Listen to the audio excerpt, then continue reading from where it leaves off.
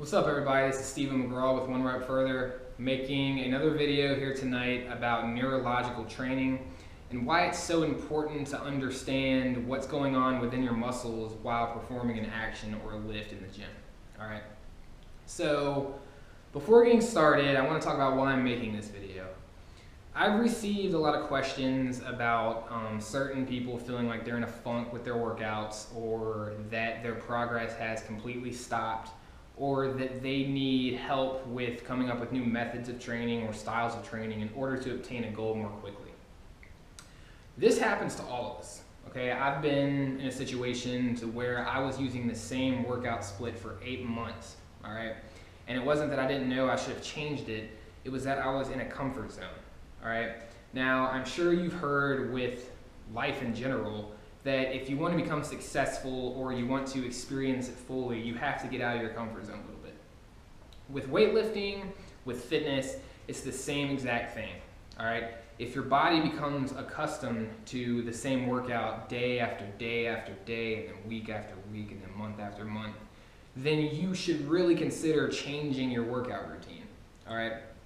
And I don't mean that you have to completely throw out what you've been doing, but there's methods that you could potentially use in order to keep what works for you while doing it just a little bit differently to cause your body to adapt to something new, all right?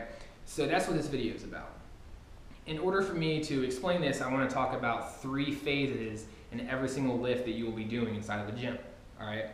There is the concentric phase, there's the isometric phase, and there's the eccentric phase, all right? Now, the eccentric phase is what we're going to focus on today.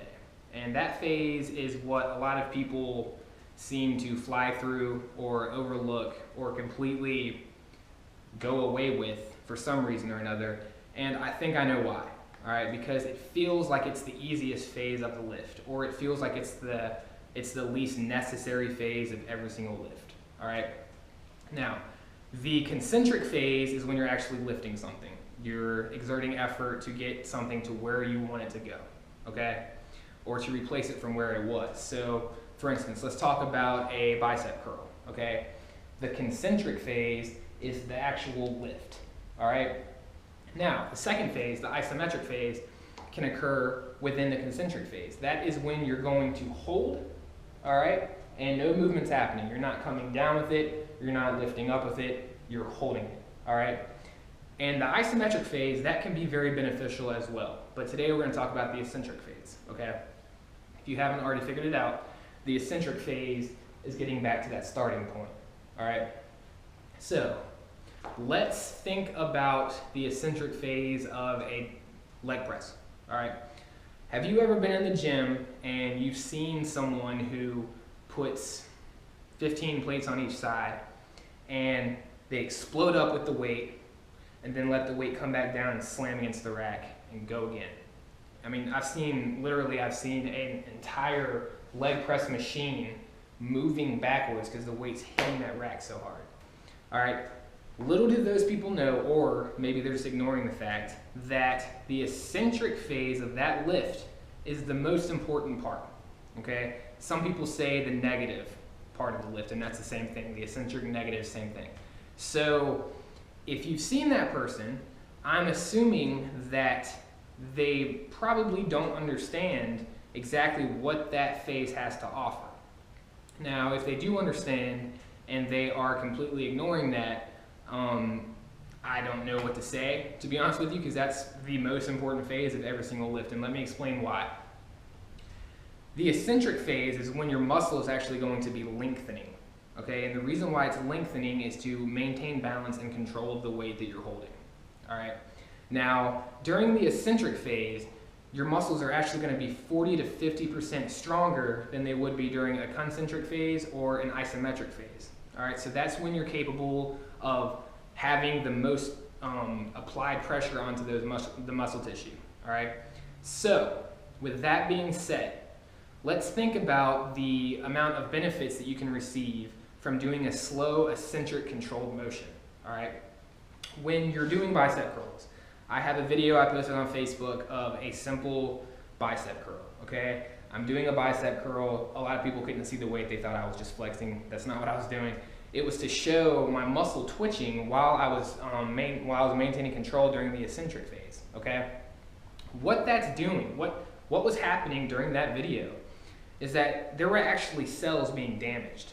Okay, because during the eccentric phase, I was slowly allowing the weight to come back down and trying to hold that as long as I could. Okay, I was excessively trying to slow it down.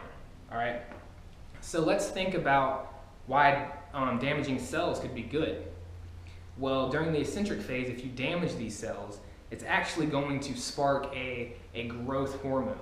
All right, it's going to allow your body to grow. That muscle that you're damaging cells in, it's going to spark a growth hormone in order for those nerves surrounding whatever you're tearing down to cooperate with it in order to maintain the control. Okay, now when you reach muscle failure, that is when your Golgi tendon receptors are actually saying, that's it. We have absolutely no idea how we're going to maintain this weight, so let's shut down.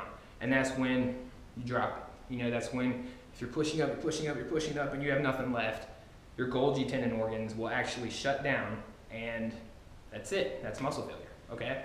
So in order to hit muscle failure, which is a good thing, it means that you've had a large amount of nerve units try to cooperate with these damaged cells in order to make that weight work out for you, okay? To allow your muscles to maintain control of that weight. Once you damage those cells, the growth hormones come into play, all right? So during an eccentric motion, if you can lift the 40 to 50% more than you could with an isometric or a concentric motion, then why wouldn't you take advantage of that, okay?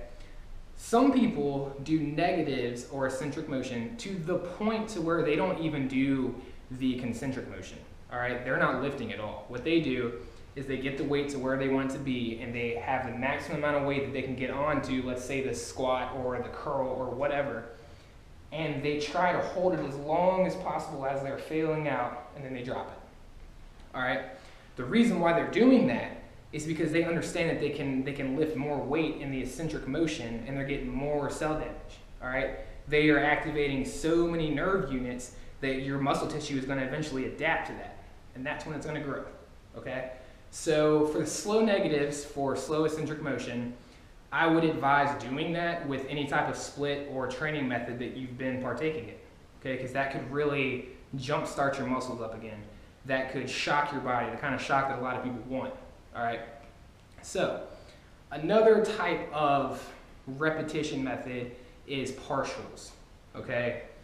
Partials are kind of funny because one, they're dangerous, and two, it looks really dumb, okay? We've all seen the videos on Facebook, on all kinds of weightlifting sites, where there's people making fun of the guy that's squatting a lot more than he actually can, therefore he's only going down like an eighth of what a full repetition would look like. Little do these people know that maybe that guy's a lot smarter than what they're giving him credit for. Because when you are performing a partial rep, okay, you're loading up the muscle with weight that it's not used to. Okay, more weight than it thinks it can control. All right, and you're doing for instance, a partial squat would be putting the weight on your back on the bar, coming down like this and coming right back up and racking the weight up. Looks dumb. People are laughing, people are like, he couldn't even do a full set. Well, what you're doing in a partial rep is you're applying pressure to those muscle tissues or muscle tendons or whatever is occurring, okay? And it has to adjust, it has to adapt, all right? Professionals all throughout history of weightlifting, bodybuilding, athletic performance, they've used this method because it shocks their body. Okay, it's like the slow negatives or the slow eccentric motion. It's something new, all right? Now, when Arnold would go on tour and speak to all of the aspiring fitness models and all that, he would actually use partials for your basic lifts, your deadlift, your squat, your bench press, so that his body would shut down but recover stronger than it was before, all right? Because those muscle tissues are completely freaking out to adapt to the amount of weight that you're putting on that muscle that they're not used to, all right? So that can be a huge advantage for those of you who have absolutely hit a wall and perhaps you've been using slow negatives, okay? Partials could be the answer for you. Now, I wouldn't recommend doing a partial unless you have at least 3 to 5 years experience in weightlifting and you have at least 2 to 3 spotters, all right? Because when you're doing a partial, you're overloading that muscle. And if you do that, there is a chance that you completely lose it, all right? So if you don't have a spotter, don't ever try to do a partial. You need to make sure that you're performing the partial safely and that there's spotters all around you. If you're doing a squat, I would suggest having someone behind you and one person on each side, maybe even 2, in order to catch that weight if something happens, all right? I personally don't perform partials because I take very good care of my joints and my body, and it's not as serious as to putting those things in jeopardy in order for me to get a little bit bigger. I'll just take my time with doing slow negatives and changing things up and just having to deal with being a little more patient, all right? So hopefully that helped a little bit. If you have any questions about other methods aside from rep ranges or changing how quickly you do each motion or each phase of a lift, let me know. I can help out more. There are a lot of different splits and styles of training beyond that, all right? So thank you all for watching, and I hope you all have a nice day. Please subscribe to my YouTube channel. Please follow me on Facebook, Twitter.